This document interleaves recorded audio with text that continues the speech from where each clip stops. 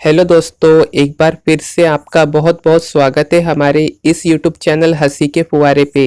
तो दोस्तों, आज की मज़ेदार कहानी है मनुष्य की कीमत। लोहे की दुकान में अपने पिता के साथ काम कर रहे एक बालक ने अचानक ही अपने पिता से पूछा, पिताजी, इस दुनिया में मनुष्य की क्या कीमत होती है?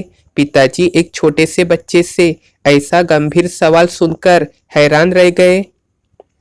फिर वे बोले, बेटे, एक मनुष्य की कीमत आंकना बहुत मुश्किल है, वो तो अनमोल है। बालक बोला, क्या सभी उतना ही कीमती और महत्वपूर्ण है? पिताजी बोले, हाँ बेटे। बालक कुछ समझा नहीं। उसने फिर सवाल किया, तो फिर इस दुनिया में कोई गरीब तो कोई अमीर क्यों है? किसी की कम रिस्पेक्ट तो किसी की ज्यादा क्यों होती है? सवाल सुनकर पिताजी कुछ देर तक शांत रहे और फिर बालक से स्टोर रूम में पड़ा एक लोहे का रॉड लाने को कहा। रॉड लाते ही पिताजी ने पूछा, इसकी क्या कीमत होगी? बालक बोला, 250 रुपए।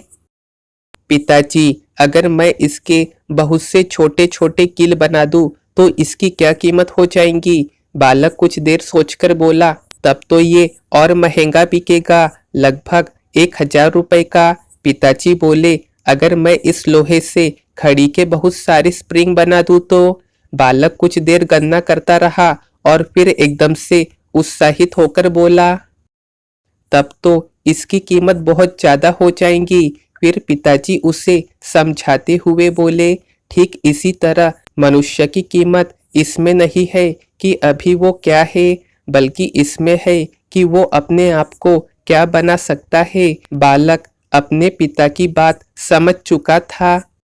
दोस्तों, अक्सर हम अपनी सही कीमत आंकने में गलती कर देते हैं। हम अपनी प्रेजेंट स्टेटस को देखकर अपने आप को वैल्यूलेस समझने लगते हैं, लेकिन हम में हमेशा अथाह शक्ति होती है।